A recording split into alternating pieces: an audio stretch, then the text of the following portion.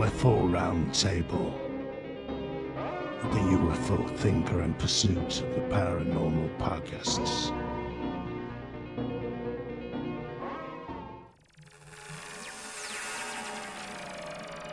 Okay, so welcome back to another monthly Roundup Roundtable with myself, Frank, UFO Thinker Podcast, with Ash and Greg from Pursuit of the Paranormal Podcast / UFO Identified. How are we doing, chaps?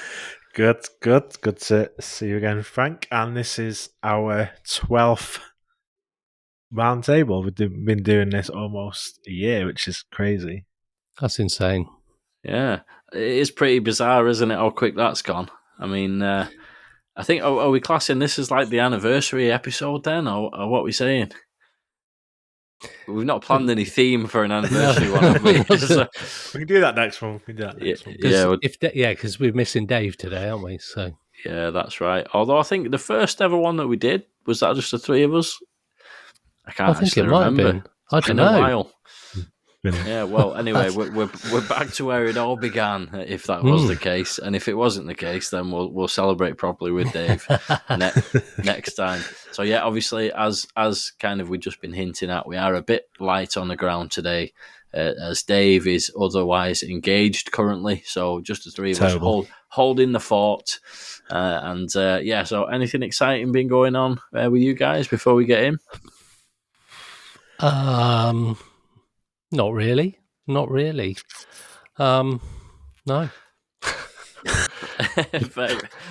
Fair enough. It's been one of them months, does it? That's all right. Yeah, it has. It's been a strange month. Really, Yeah.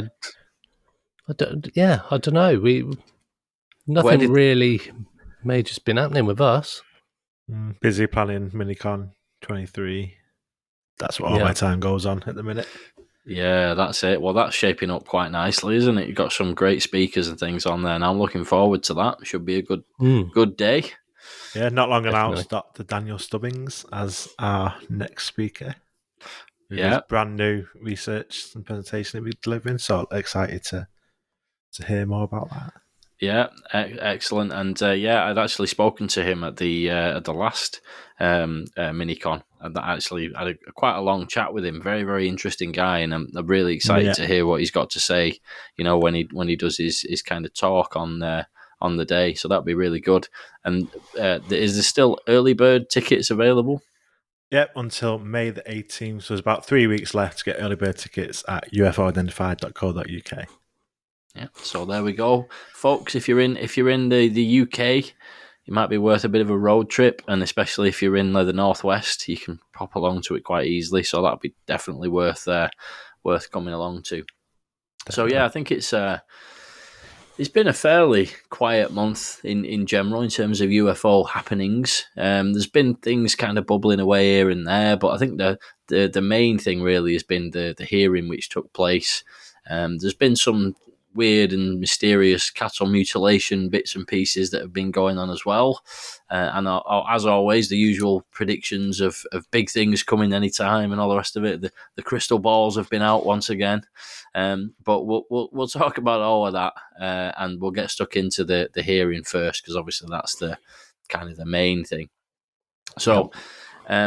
So Dr. Sean Kirkpatrick, Director of the DoD's All-Domain Anomaly Resolution Office, otherwise known as ARROW, testified at a special hearing before the Senate Armed Service Committee's Subcommittee on Emerging Threats and Capabilities.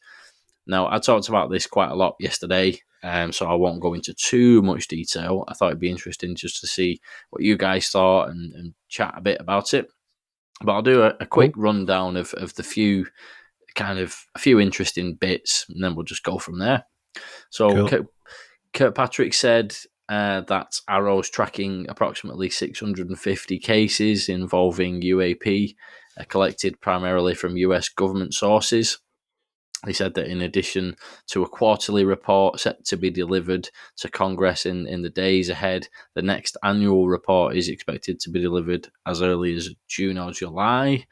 They've had the ARROW office, have had testimony from various people, such as Bob Salas and Dr. Jacobs, who we've spoken about on the show over the last couple of roundtable episodes. We've spoken about them a bit. However, it's kind of unclear as to what they're actually going to do with that testimony. It appears that they're treating them as kind of single data point cases, which, perhaps maybe nothing more than being added to that historical report, which they're required to generate. But again, time will tell, I suppose, on that. We've learned that the secure system that they've been talking about is not really set up at this stage. The 20 odd people that have supposedly come forward weren't through the secure system. The secure system was where the much speculated about whistleblowers would be coming out through, and there's no sign of that just yet. And obviously there's the video that was released as well, which is quite an interesting bonus, bearing more than a passing resemblance to the fabled Mosul orb, which Jeremy Corbell released. I've not had a chance to dig into that one too much in terms of the analysis and things like that of the video itself, but that might be a good place to start. So what did you guys reckon about the video, and any other thoughts that you might have about the hearing in general? And perhaps start with you, Greg, if you're up for it, mate. Yeah, so me and Ash had spoken about this off air as well yesterday when we were recording, and so I tried to watch it 2 times before the final time I watched it, and I found it very slow, very almost felt scripted personally. Well, I know he was reading from a report, so I get that, but it did seem like he didn't want to be there. That was the impression I got. But at that point, I thought it just seems like a tick box exercise. Then I watched it again today, just in preparation, just to update my notes, and I got more out of it today. The third time of listening, I was listening out for specific bits, and I did. There was a few bits that I thought to myself, is he being set up to fail? Because like you just mentioned, they're supposed to have this like public facing reporting website portal thing, which he said it's ready to go, but it needs approval. And since Christmas, and he said Senator Gillibrand said to him, when is it going to happen? And he's like, I don't know. Also, so he kept saying that he wanted people to keep referring witnesses and people to him, but he wanted those to be prioritized because there's only a few of them doing the work. So I get that with this public portal, that it will allow a better way of capturing data in the data source that they want. So I suppose at the moment there's too many people, too many things coming with too little people as resource. So that was one thing that I did take from it. Also, the fact that it was questioned about who he reports to, and she mentioned, do you need me to change who you're reporting to in the next sort of like budget review type thing? I also, one thing that did strike me was the fact that a lot of the questions related to the fact that UAPs, there was no mention of it being anything other than an adversarial technology. One of the women that questioned him or referenced the fact that about them being foreign adversaries. There was no mention of it being anything other than advanced tech from another nation, and that was what I got from it. And the fact that he wants it to make them SEPs and somebody else's problem, which on the face of it, it kind of sounds like he's just shrugging it off a bit. But then I listened to it again, and he was saying he wants to turn these UAPs, if they're not a UAP and they become known, whatever they might be, a Chinese balloon or whatever, that then they become somebody else's problem. And that's his aim, is to get rid of all the ones that they can as being known objects and move them to somebody else. So the third time of listening, I actually got more out of it because I wasn't on the back foot thinking, oh, this is just a tick box exercise. Don't know why I can't say that, but that was my thought. What do you think, Ash? So yeah, I mean, I struggled to get through it like you did, and it's just boring to listen to. You know, talking about UFO, and it's like, well, UAP, and this is what I've been waiting for, and all this hype, and then just sat listening to him drone on with that monotone voice. It is difficult to keep paying attention to. And our episode this week was about AI and how we could use AI in sort of part of investigations and paranormal investigations. And one of the things that is good about AI is that you can feed it video, and it will just like summarize that video for you. I was like, I wish I did that for this video. Just give it AI to watch, and then just say, tell me the best bits about this video. But I mean, some of Gillibrand's comments were quite interesting. Just about like obviously seeing his progress, but still stigma, and still trying to sort of get that out about being able to report stuff and like sort of non-disclosure, that sort of stuff. Still sort of working on that, so more people can be more reporting stuff. But I thought Kirkpatrick himself, I say, didn't seem interested. He's a bit sarcastic, especially at one point where near the start when he says the DoD fully appreciates the eagerness of American public to quickly resolve every UAP encountered across the globe from the... Sorry, I can't read my own notes. The DoD fully appreciates the eagerness of the American public to quickly resolve every UAP encountered across the globe from the distant past until today. I'm like, you sarcastic bugger. Like, I know people are like that. I know what the UFO community is like. But just him to say it like that, I was just like, cheeky bastard. Like, I get where he's coming from, but still, just to say it like that, I just thought, yeah, that put me off straight away. I was like, nah, this guy, I'm not into that. The bit that's really interesting was the sort of talking about what is being seen, like what's being reported, the shapes, where it's being seen, and like most of the more than half of the reports like round or spherical, which is something we see like in our database. There's a lot of reports that are very similar. And again, when we come into the video, again, that's a spherical object. So there are some interesting things. I think, again, they mentioned the funding. I think they've obviously don't think they got much funding in the fiscal budget this year, and they had to like get applying for more funding. They said to be able to do proper investigation, they need more funding. So it's a bit of a damp squid. Not too keen on him. But it is still, I think, every time we get one of these hearings, it gets out to the public, it gets it in the media. We get Gillibrand going on the mainstream news channels talking about it, which is a good thing. And I think she is obviously the spokeswoman that we need to be the face of it, her being high up in the Senate. So I think if she keeps pushing, we just keep getting her support, then I think that would be the key to kind of getting more advances. But in terms of what Sean was Kirkpatrick was talking about, he's like Greg said, a bit of a tick boxing exercise. He didn't want to be there. He was kind of like, I've got to be here. I'm just going to say what I've got to say and then just try and move on. But yeah, so that's my kind of thoughts on it. Yeah, I did. Sorry. You're all right, Greg. Go ahead, mate.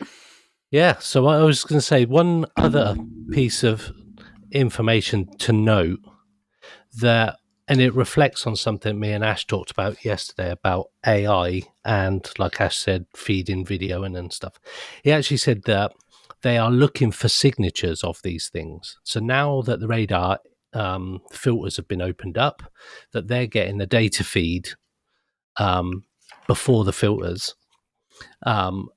And what they're going to do is to look for signatures of these things on the data so that they can cross-match that with anything that the pilots are seeing and any signatures that they can pull out to use for auto-recognition of an observed UAP, and then make recommendations to what to do to radars to pull on those algorithms that they're looking at. So that was this third time I watched it, and that was something that resonated with me because of the AI episode me and Ash did.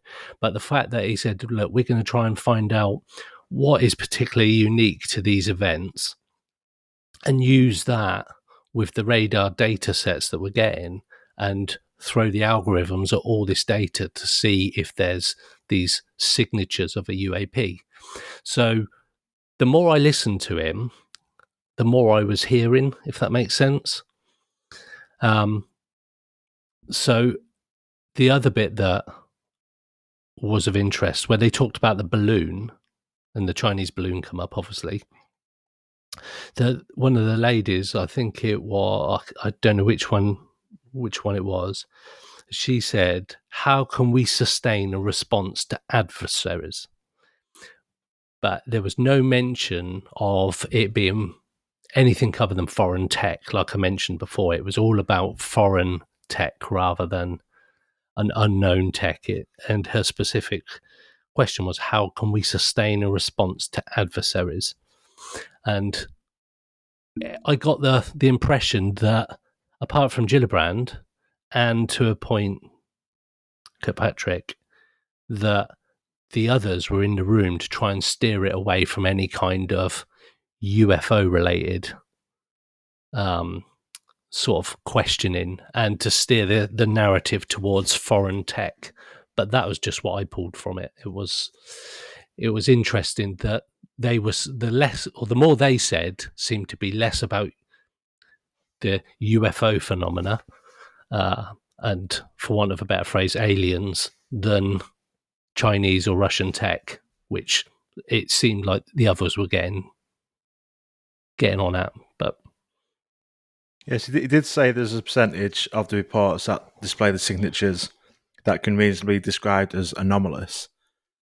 So we have got proper UAP data, whatever sort of format that comes in, whether it's video or radar sets or whatever that's coming from. They have got some sort of data that is anomalous to them. And I think it was Gillibrand that said about, like, are they going to sort of give access to the raw data so that other people can have a look and sort of analyze the data? If they don't know what it is, open it up a little bit. Yeah. And just see if anyone else, other groups, just obviously the scientific groups in the UFO community or other communities that can have a look at that data and try and analyze it themselves. That'd be, if something like that could happen, I mean, it would only help, wouldn't it? Mm-hmm. Yeah, definitely. And I think one thing about the funding and whatnot and the resources and things that they've actually got available as well, as much as it was very frustrating, this particular hearing, and it, it was a bit dreary and long and not really too much exciting things going on in there. But, the actual effect of that might be to say, well, I've not really been able to come up with a great deal because we need more funding, we need more resources, we need more staff and whatnot. And, having somebody like Gillibrand there to actually, speak to Kirkpatrick in that setting and whatnot, that might actually, help in terms of securing more funding and that kind of thing. So, I mean, perhaps to say that Kirkpatrick doing all this kind of thing and delivering something quite nondescript on purpose for that reason might be a bit of a stretch, but even if it's not on purpose, the overall effect that it's going to have is potentially going to be able to, enable more funding and more resources and whatnot to actually happen. When it comes to the eliminating adversarial tech thing and whatnot, and I suppose this ties in with the somebody else's problem thing as well. In one way, it's quite good, to eliminate all the adversarial tech side of things, because first of all, if the Chinese, the Russians, wherever else are actually kind of flying things around, it's probably quite a good idea to get a handle on what they're doing anyway. Obviously there's been a lot of this kind of discussion around the balloon shoot downs and things like that. So whether or not they actually were some kind of adversarial tech or not. I sort of suspect that they were.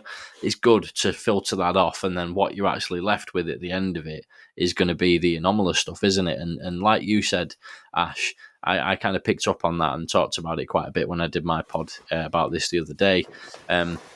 He's saying, for the few cases that they have that do demonstrate potentially anomalous characteristics, he's not saying if we find any cases that demonstrate anomalous characteristics, but he's actually saying we do have cases, basically. If you read between the lines, that's quite interesting, isn't it? Because it's not a case of like, by the way, there's just nothing, you might as well forget about it, that everything can be explained away. They're saying actually, there are some cases there that do display these anomalous characteristics. And those are the, if we do filter everything else off, get rid of the adversarial stuff, send that to the relevant department that needs to be looking into that, because obviously that's very serious as well. And what's left is going to be the really interesting and anomalous ones. And then the question is going to be, how much do we actually find out about those and all the rest of it? I suppose the revealing, the revelation of the shapes was quite interesting. That was actually a bit of a surprise, considering that some of the other reports and things like that have come out, the redacted documents that have been made available have completely blanked out anything to do with shapes. So I was actually quite surprised to see that being in there. So I suppose you could say that that's something that's a bit of a step forward. And as someone who does this for us in the UK, seeing that sort of the charts and stuff, I'm like, this is what I want to see. The first thing I thought of when I saw that was you. I was wondering, how do the shapes kind of compare to what you see in your charts? Is it a similar ratio in terms of what's observed? Yeah. So the more than half, so 52% in this report are this class as like orb or sphere. I'm just quickly looking at our data, and for this year alone, means we've only got 45 just for this year reports for the UK. But again, it's probably just under half. You add orb and sphere shape together, so very similar type of numbers. I could have looked at last year's, but again, I know from knowledge that last year's was very similar. The highest sort of most commonly reported shape is the orb shape or round shape. So it is something that is very prevalent across, and to see it in the DoD report as well, it was just good to see. And I also like the graphic they put on with the altitudes, and it has like so you could picture it. And so someone's saying to you 30,000 feet, don't really think, I don't know, like visualize it. They put obviously like sort of the usual cruising altitude of planes and stuff, so you can visualize how high these things are, which was pretty cool. So yeah, I'd seen the data and the hotspots and stuff like off the east and west coast, which we knew sort of anyway. Really. Even like the colours, silver metallic balls, no thermal sort of exhaust, moving like at speed at high altitudes. Yeah, it's some really amazing stuff. Really, you think if they don't know what these things are that are flying at 20,000 feet, then like when we come onto the video, which is a similar sort of description, it's something to look forward to. If they get more reports and start putting more data together and seeing how it compares when they've got double the amount of reports, and if more people start reporting it and they get more data to look at, seeing how, if they do this sort of graphic again in the future, seeing how it stacks up. So yeah, it's probably a good time to go back to that about the video with the sort of metallic orb sphere looking thing. I had wondered, what you made of that, Ash, and does it how does it link to the Mosul orb, and like, do you know what I mean? Because when we initially saw that, there was a lot of discussion about it potentially just being like a puddle, and then there was potentially a balloon and stuff like that, but it was just at the end of the day stills, and this is actually a video. So I just wondered, like, you know what I mean, how you took that as a video, and does it make you think any differently about the Mosul orb? Does it look like what you expected? Yeah, I mean, it's what we've been asking for. It's when you keep getting just a still or a couple of stills, you can't tell much from it. So when we see an actual, was it 9-second video or however long it is, to actually see a video, it's like, this is what we're talking about. This is what we need to see. You can actually get some context from it. rather than just thinking. And the video itself, it looks good. It does look strange. Got the small metallic looking ball that's obviously looks like it's flying with the camera off the drone or whatever it was that was recording it. And obviously there's clear comparisons with the other release videos of possible orbs and stuff. So it's interesting they released that one. They've obviously probably got a lot more they could have released. So it's kind of interesting they released one that was similar to kind of the other ones. I thought it was a bit strange. Not strange, but interesting. I think to sort of choose this one to release. So it was good. I don't think it is anything. It's a lot better than what we've had. I think I like Mick West's sort of take on it. I've been following his, it being the way the camera's looking at cap. I'm not best at describing how he describes it, but the way the camera's following it, and it is fairly low down. Like it's between the drone and the ground, so it's not too high up. And it is like same shape as these things that they use. Literally lost what I'm talking about, but you know what I mean? The things they were using that in that area. That makes zero sense. I did actually scan Twitter and see the type of thing that you're talking about, but I can't remember what it was called either. It's parallax view. It was like a parallax. Yeah, I think that was the main theory being put forward, wasn't it? That it wasn't actually moving; the object was actually just more floating, and it was a parallax effect of the aircraft going overhead and whatnot. Just followed the sort of camera angle perfectly. Yeah. Once it sort of gets it tracked at the start, you see it sort of look at it and then see it, and then it sort of tries to find it, and then it follows it kind of perfectly when it's coming down. But it's good if we get more videos like that. It's definitely something to look out for. I suppose it all comes down with things like that to what corroboration there actually is in terms of other sensor systems and other points of observation and things like that. There's another comment that was made as well. It was at a different point, but the Patrick's comment about people, commenting and doing their own analysis and things like that, and the encouragement of, submitting that to the scientific peer review process and whatnot. And I think everybody sort of thought that was directed at them.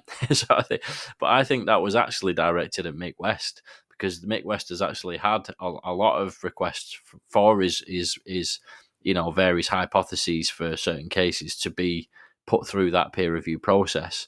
And I personally think that would be a really good thing, because a lot of it comes down to, like the gimbal, for example. I think that's one that I've mentioned it to Mick West before about going through the peer review process for that hypothesis that he's got. And at the end of the day, I dig into things and look into the cases and do analysis of my own as best I can. But there comes a point where my knowledge ceiling is there, and the level of analysis going on is way up there. So I can't really follow all the specific details of like these sensor systems and things like that. And at the end of the day, the peer review process is, putting a hypothesis forward and then having it reviewed by other people who actually know what they're on about, like actually subject matter experts in that field. And then for somebody who's like not a subject matter expert, you can review their conclusions and go, right, okay, clearly the consensus, amongst the people who know what they're on about with this stuff is that this is a good idea, or it's not a good idea, or it's somewhere in between. I think that kind of thing would actually be, very useful. And I think that it'd be really good if Mick West did that, with his hypotheses. And, at the same time, people who have other alternative hypotheses, perhaps claiming that there is something, truly anomalous going on, get them peer reviewed as well. It's all going to help, isn't it, at the end of the day, to have a really thorough kind of like conversation about what's actually going on with these cases. But yeah, what do you reckon of that video, Greg? Yeah, I liked it.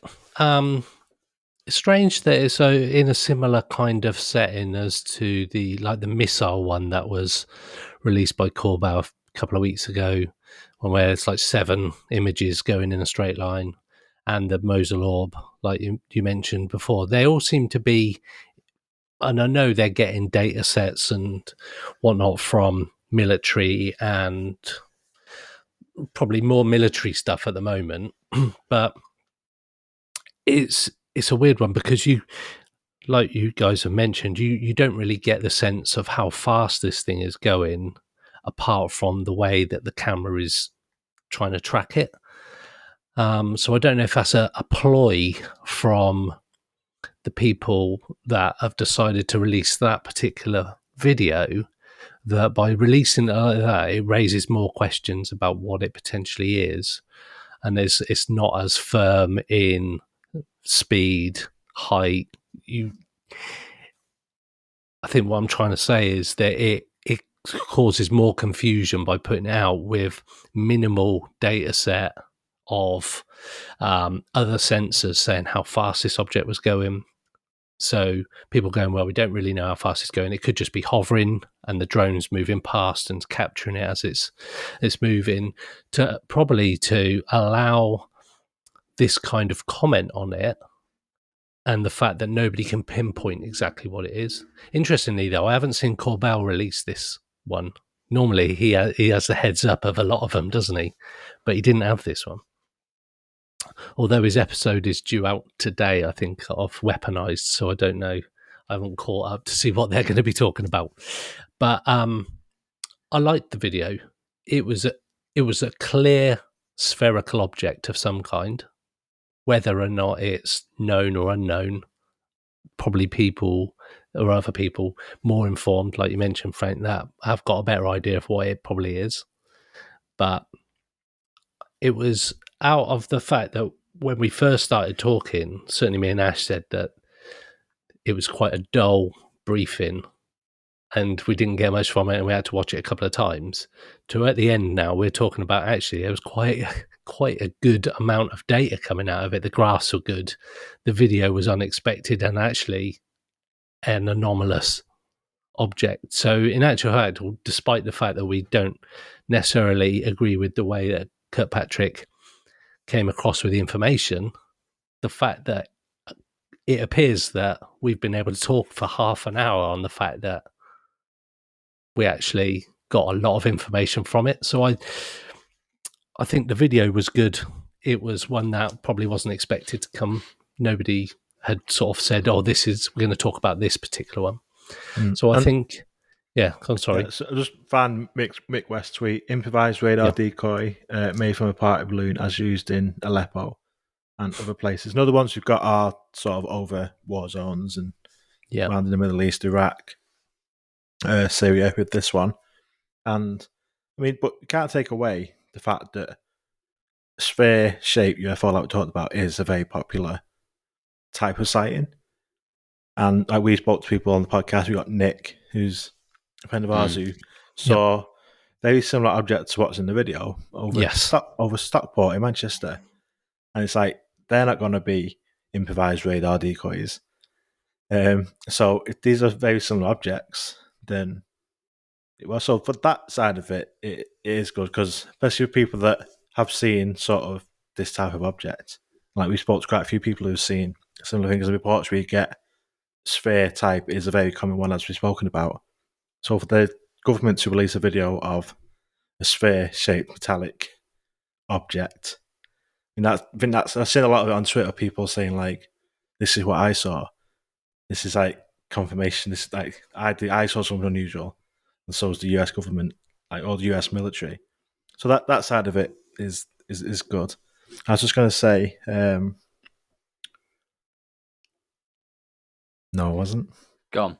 But I think the thing about the radar decoy and whatnot, as much, like I say, I always welcome hypotheses being put forward, because it all helps getting the conversation going. And I've said this, many times before, but I really enjoy the flurry of everybody throwing the two pennies in on Twitter and that kind of thing. As long as you don't sort of stick your flag in the ground and then defend your, hypothesis till the bitter end, it's quite interesting, isn't it, to compare and contrast. But I think, my thing with that, the radar decoy thing and all the rest of it is that, if those things are so common in that part of the world, surely they're pretty used to what they look like on sensor systems and how they appear, and it's a lot less likely, if that is the case, that they're going to have seen one of them things that they see all the time, and for some reason thought that. I suppose you could argue that the particular angle of observation and the way that just all played out on that particular sighting maybe contributed to a misidentification of one of those objects. But when you also add up, like you said, Ash, the metallic spheres that people see all the time around Stockport. I don't think there's that many radar decoys in Stockport. Maybe there is. Who knows? Maybe it's a hotbed of radar decoy activity. But they are very common that people see these things, aren't they? And I don't think they can all be explained by that. So I just remembered what I was going to mention. It was one of the hearings last year when they released the footage of that flying past the cockpit, and that was a sphere type. Yeah, it was. Object. So again, it's just they're putting the video out of a very similar object, and they're still saying we don't know what this is. Yeah, that's it. I was going to say as well, I think when you compare this video to the video that we got last time, that's definitely a step in the right direction, because that last one was pretty shocking, and this one was at least mildly interesting. So we've gone in the right direction in terms of the videos that we're getting. But in general, like, do you reckon we're going to see any kind of disclosure, whether it's like full disclosure or partial or whatever, from somebody in uniform on a podium? Or do you think it's, likely to, if there is any disclosure of that type, it's going to come from a different sort of angle, I think, personally, that the only way that they're going to be able to control the masses, and this isn't a conspiracy thing, this is now, I think it will be a government-funded body or department like Arrow or something like that. So it's slightly away from the main three-letter agencies, is slightly away from the military as such, and it's an independent body that is still government-funded, almost like an X-Files type department. Because I think if the military come out and say it directly and say, actually, there's all this shit going on in the world, and we've known about it for a long time, and we've just been preparing you, because that's essentially what we're getting to. They're preparing us for this. I think it would be much easier to deny and have plausible denial if you've got a government-funded body that's slightly detached, reporting into Congress saying, actually, we now know that 10% of all these military sightings are not adversarial tech. They're not of human intelligently controlled. I think that's the only way that they can play this out now without total collapse of people's credibility within military, because they would have to admit that they've been aware of this technology and all these things since Roswell, essentially. So I think it will take an independent body like Arrow or whatever it might be to come out and disclose the information based on reported data that they've gathered. Otherwise, there'll be uproar. What do you reckon, Ash?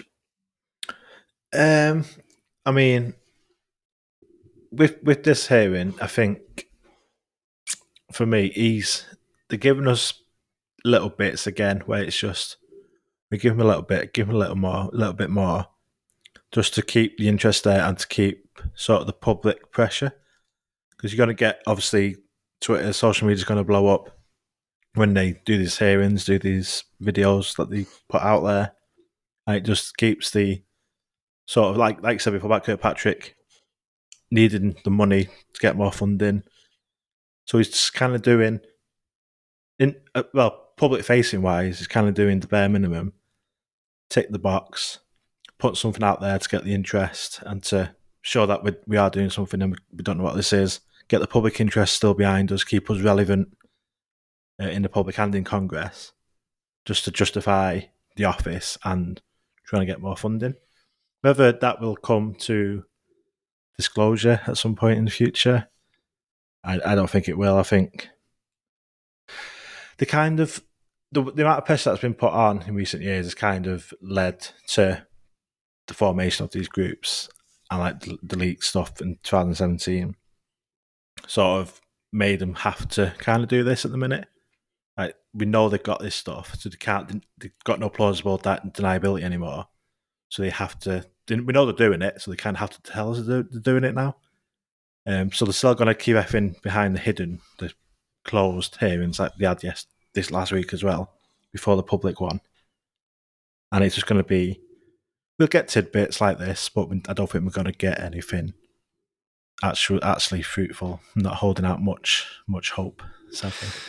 Yeah, I think it's mostly about these kind of hearings and whatnot. It's more about being able to just get a bit of a glimpse as to what's going on behind the scenes. And when you consider the wording of it all is really fascinating to me. Like that thing we talked about earlier, you know, for the few cases that do demonstrate potentially anomalous characteristics and whatnot, you know, these things are worded so carefully because that same sentence delivering the same points could be worded as like, you know, I can confirm that there are cases that do exist within our records that have potentially groundbreaking capabilities. You know what I mean? Like if the same points had been worded differently, it would sound like the sort of thing that would generate massive headlines all around the world. So they're so cautious about what they say. And I think you said earlier, Greg, it all seems scripted. I would imagine it probably is heavily scripted and heavily kind of every point's read through, because even if you just slightly give a little bit too much in one of the points that gets made, it's just going to be like kind of crazy headlines all over the world and whatnot. And it often occurs to me with things like this that they might be, you know, slipping certain things in to see what the public reaction actually is. You know, like off the last hearing and then this hearing, there's slightly more interesting video, and you know, is the next one going to be slightly more interesting again, or are the you know, the motivations behind it all quite fascinating. But I don't tend to think that, especially with how tiny those incremental gains in terms of what gets revealed, how tiny they are, I don't really think we're likely to see any kind of official in a military uniform stood at a podium saying, right, okay, this is what the situation is. I think, like you say, it'll be much more sort of subtle than that. And like I always try and think, you know, if it was me deciding to reveal this from the point of view of the government or the military, that's the last thing you'd do, isn't it, really? You would do it through, you know, deliberately leaking videos, perhaps, or, you know, sort of like having people who are not officially affiliated with the military given certain bits of information and allowing them to bring it forward. And then if the public reaction is favourable, you would, oh yeah, by the way, we can confirm that that's the case. Obviously, they've done that before, haven't they, with the Jeremy Corbell leaks and things. So, yeah, we'll just have to see how it all plays out. But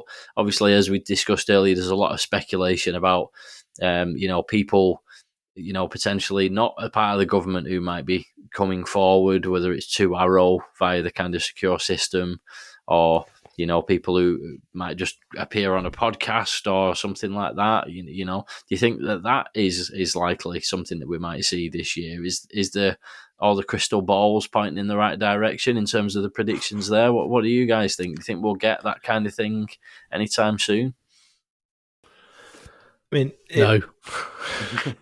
It would be good. I mean, it'd be good to get. I think is it Matt Ford just announced he's getting Santa Gillibrand on his podcast? That's right. Yeah. So I think, I mean, that would be awesome if they sort of start opening up more sort of not pop culture, but like more popular ways that they could talk to people and get sort of their side of it out across in a more user-friendly format, and actually allow sort of open-ended questions and just ask me anything type sort of interviews. Maybe that's the way government needs to go, to just to be more open. Then you can say to us like, what more do you want us to do? We're coming on your podcast. We're talking to people that are sort of leading in sort of the public side of things, the public sort of interest side of things. We're going to go on Fox News or whatever and talk about it. It would be great to see. I think the way social media is, I think rather than these stuffy rooms, like just being live streamed, sat around a table boardroom, it is boring. If we had Kirkpatrick on your podcast, Frank, sat on a screen, that'd be 100 times more entertaining and interesting to watch than him reading from a script, glancing up every 5 seconds at Senator Gillibrand. So, yeah, it'd be good. I'll see what I can do. I'll get Kirkpatrick on the show and we'll see what we can get revealed that way. But funnily enough, I'm actually going to be having Matt Ford on the show in a couple of weeks' time. So that should be pretty cool. Shout out Matt Ford, doing excellent work with the guest that he's been having on the Good Trouble show and all that. Very, very good. So yeah, any bits to add? What do you reckon, Greg? So I've got a question for you both. So as we've been talking about how disclosure would potentially come about, and I put my thoughts about like this government-funded body because it gives that the detachment from the military. Do you believe that whoever in the US government, higher military or wherever, do they know exactly what all of this is? And this is a game of trickle feeding disclosure. Do you believe there are people there that they see these videos and it's a narrative that they're releasing it? Like you said, the previous video was this super fast shot of a sphere going past. This time it's a slightly slower version and carefully zoomed in and tracked. So the question is, do you think that high up military, government, whoever are aware of exactly what this tech is? They were forced in 2017 to start this process, but is it a trickle feed and they are scripting this whole thing? And it's not conspiracy theory, because I do like a conspiracy, but does somebody know exactly what's going on? Nothing wrong with a conspiracy theory now and again. Sometimes there actually are conspiracies, you know what I mean? Mm-hmm. But funnily enough, you must have read my mind, Greg, because that's literally in my notes. The next thing I'd wrote down was pretty much exactly what you just said. So there you go. I mean, yeah, it's a big old question, isn't it, really? My kind of feeling on all of that is, just to take it back a step, is I do think that there are people within the US government who know that there is unambiguous evidence and data that points towards things that can't be explained by human technology. That I think is, I would say, is like 90. I'm 99% sure that is the case. When we start talking about like the recovered technology and things like that, personally, I do think there is definitely, again, 99% sure. There's always that potential chance that it's not the case. Personally, I reckon yes, there is.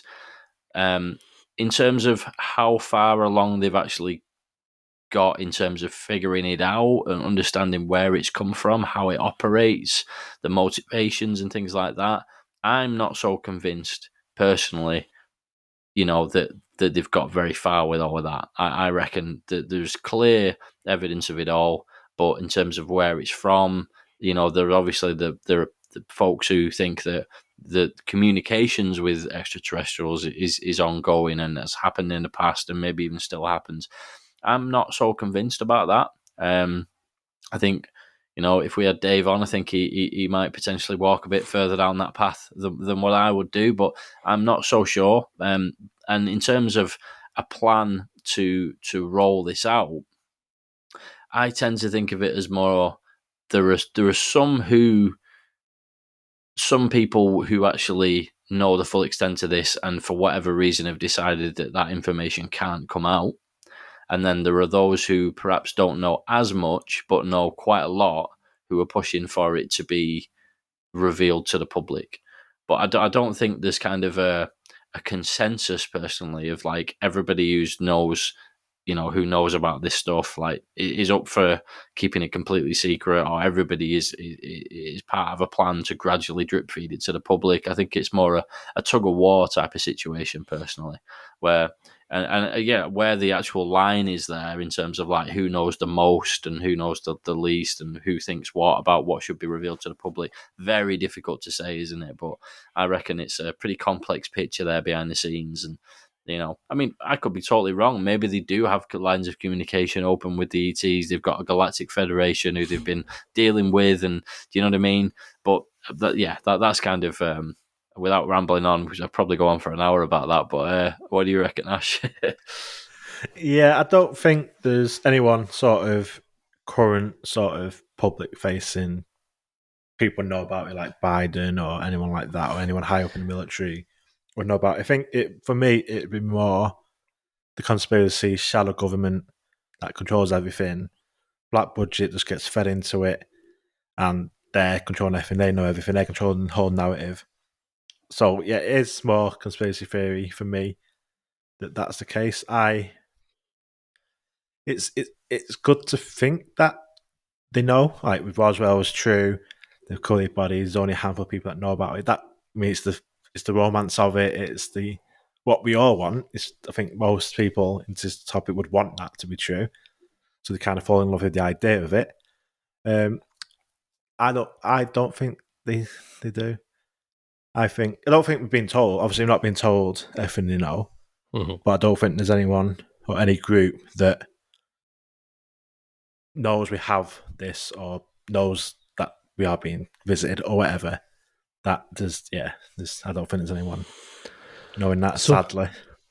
So if that's the case, and like you said, Frank, that you don't think that these people are that much further down the journey than probably we are, does that blow the whole Bob Lazar Area 51 kind of story out the water? Because if we're probably not as far down the line in reality than we potentially think we are from Hollywood and all that kind of stuff,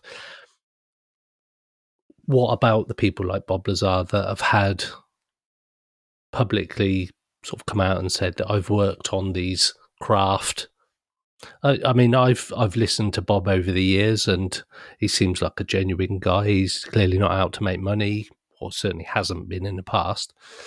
And it seems he is a unique character. He is a unique character. He's building rocket cars and shit like that before, like George Knapp and got in touch with him and started that journey. But it ruins that mystique as well if we're saying that we don't really know what's going on. My mind, the more we talk about it on all these episodes and all the podcasts I listen to and all the podcasts we go on and everything like that, the more information I get, the less I seem to really know what's going on. I mean, I don't know what's going on anyway, but I started this journey before the podcasting with a clear sort of set of what I thought was going on with UFOs, what I thought was going on with all the paranormal stuff that we talk about. And now, as we're a couple of years down the line, I'm even more confused than I was right at the start. And to think that there might be people in government, and it won't be the front-facing people because they're only there for 4 years or 8 years, like Biden, Trump, they won't tell them anything because they're too much of a risk. But I think there are people higher up that do definitely know more. There has to be. I can't see that there isn't, but it's another sort of area of topic of discussion. You've got the reality of stuff that we're seeing now and we're talking about, and the congressional hearings, etc., about the actual reality, nuts and bolts of these things. And then you've got this murky business of what is actually going on behind the scenes, who's controlling what information is given out. Are they being forced following 2017? Are they now being forced to make it a public kind of drip feed rather than releasing a leaked video every now and again? So I think my personal opinion is there are lots of people that know a lot more than they're ever going to say. And black budget is one of those things that, why would Skunkworks or people like that, why would they allow this tech to go to mass production when they can control these billions of dollars of money? Because if a lot of it was our tech, or if it's Russian tech, like I've mentioned before, if this was Russian tech or Chinese tech, why are they not using it against us? Why are they not using it in Ukraine? Why Putin would not think about it? Nuclear bombs, I get, that's a whole game changer. But if you had the capability to outrun any kind of military tech of your adversaries, why wouldn't you use that in what essentially is a land grab? You could just wipe the floor with everybody. Yeah, I mean that's why I tend to say, like I was saying earlier on, that I think clear, unambiguous evidence and data that something is going on exists, and people know about that, and people are controlling it, and there probably is a conspiracy in terms of people working together, conspiring to keep that information hidden and whatnot. Because that, a lot of the things you were saying there would make more sense in that scenario. Like if Russia have got bits of stuff, maybe full intact craft, but they just no idea what to do with it, and they've had no progress whatsoever, and the US have done the same. Maybe they figured out little bits and they've been able to analyze it and use the analysis to develop new separate materials. China have done the same. They've all made tiny little incremental gains over the decades, but nobody's really come close to actually figuring it out. Because as soon as somebody figures it out, like you say, that's where, global dominance just kicks in straight away. You know what I mean? But if you've only been able to just get nowhere with it, or, you've got a tiny little bit along the way, then that would explain why they don't reveal the hand, as it were. If it's like a global poker game, you think, oh, I've got a pretty good hand here, but you don't know if the next person's got, a full house or whatever it might be. You know what I mean? And in that situation, you don't reveal anything. And in terms of the Bob Lazar story in particular, that's actually where I have a problem with the Bob Lazar story. The thing of like intact craft that have actually, they've been able to operate and things like that. And again, if you think about things like the Wilson notes, that talks about, and again, people have different opinions on that, but if that is all genuine information being discussed there, it's talked about as though they've had very little progress, in terms of reverse engineering anything. And, a lot of the insiders have kind of hinted at the same kind of thing. Eric Davis has said that the program was actually shut down.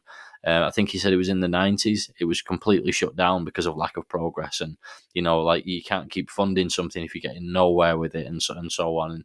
And I think Bob Lazar isn't necessarily lying, but if you think about let's just assume that Bob Lazar's telling the truth. He was involved in some kind of reverse engineering program. For whatever reason, they decided to pull him in, and he ended up seeing this and that.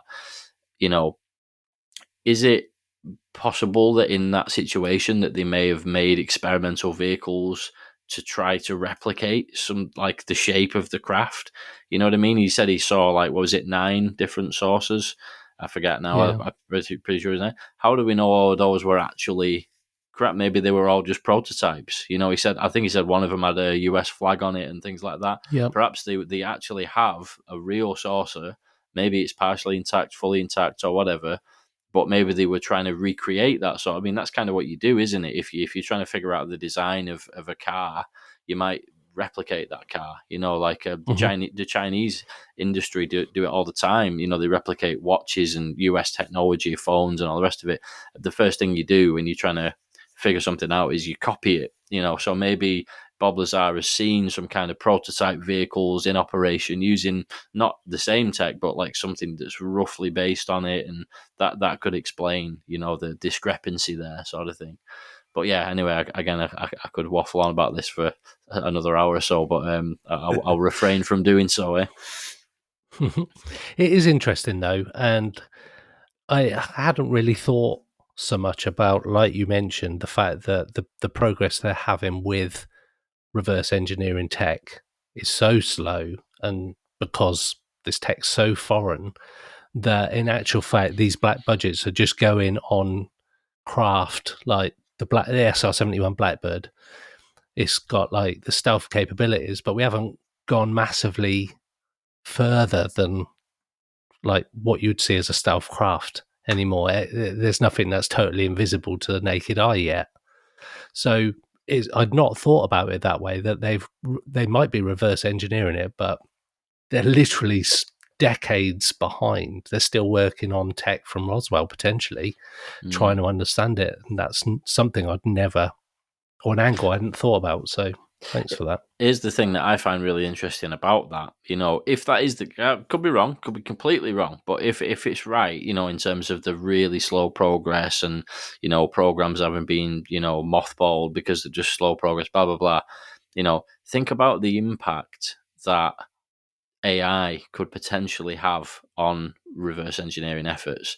We all know how rapid AI is progressing. I mean, it's insane, isn't it? Like what can be done now compared to what could be done, a little while ago. 3D printing wasn't even a thing like 10 years ago, and now it is. And if you add all of these various technologies, if you add all of those up, think about what impact that could have. And also in the kind of black program world as well, what type of AI they may have already developed, behind closed doors, and they could potentially be using. That fascinates me, the thought of how all of that, the latest technology that we've been able to develop could actually make progress into not just reverse engineering, but like you were saying before, the actual analysis of like data and things like that as well. And, it's an exciting time to be alive, really, I guess, isn't it? When you think of it, like. But yeah, anyone got anything else to add on that side of things? Nope. Right, well, we'll wrap it up in a minute, but I just wanted to mention about this new documentary, the Accidental Truth UFO Revelations. Now, I haven't actually seen it, and I don't think either of you two have, for we briefly mentioned it before we started recording, but we all like a good UFO documentary. Well, the operative word there being good, and not featuring X-Files music and whatnot, and Nick Pope. Yeah, And well, Nick Pope, the talking heads of choice and whatnot. But very diplomatic. always try to remain diplomatic. Yeah, We don't. fair enough. Each to their own, mate. But yeah, this one is, as far as I know, not featuring Nick Pope, and is a actual film from Ron James, apparently. And the blurb reads as follows: quote, "The truth can no longer be contained by those duty-bound to hide it. Officials who interact with the public regarding the UFO question openly acknowledge that they know things that they can't reveal. In Accidental Truth UFO Revelations, the reality of an advanced intelligence engaging with humanity becomes undeniably clear." Unquote. So I will be checking this out before the next round table. Definitely worth a watch, and I've been seeing some really glowing reviews on this as well. So I thought I could check it out, and if you guys fancy checking it out, and we can have a bit of a chat about that one next time and share some opinions and whatnot. So sound like a plan? For our anniversary episode, we can. Yeah, there you go. I just looked on the IMDb, and Nick Pope is in the credits. Oh, he's in it. Oh well. Well, maybe he'll completely make us all turn a corner and change our opinion of Nick Pope and give him a glowing review when we discuss it next month. We'll see. Okay. So yeah, nothing against him. Just he's in every single one of them. It's like every program I ever see is Nick Pope's always on there. Yeah, exactly. Which fair play to him, but. Yeah, nothing personal against Nick Pope, just to throw it out there. But as you say, when you're watching documentaries and you do see those same faces popping up, it does get a bit tiresome sometimes. Yeah. But we'll reserve judgment until we've seen it. You never know. Nick Pope might be the highlight of the movie for all we know. So we'll see how it goes, and it'll be very good to discuss it next time as well. So look forward to that. I always like to add with Nick Pope. Obviously, gets a lot of shit, especially from the UK side. But he is very open. You email him, he'll email you back an hour later. He is very open to talking to anyone. And a lot of people who are sort of faces on documentaries and sort of personalities don't. Whereas Nick Pope, he will talk to anyone. He will email you back, like same day, most of my experiences. So just to shout out a little bit from there. Wow. Well, there you go. A rare shout out from Ash, eh? So on that bombshell, I think it's time to wrap it up for today. But yeah, I look forward to that. I always like to throw something out there and then come back to it on the following episode. So that'll be good to have a chat about. And I'm actually really looking forward to watching that. As I say, the IMDb, I think it's got like 8.5 out of 10 or something like that. And wow, it's got a good. It's got good reviews, and I've seen a bit of chatter around it and that kind of thing. People saying it's won really 5 awards apparently. Right. Well, we'll see how it goes, and we'll catch up on that next time. So we'll leave it there then, chaps. Been a pleasure as always. See you next time. Definitely. Bye. Cool. UFO Round Table. The UFO Thinker and Pursuit of the Paranormal Podcasts.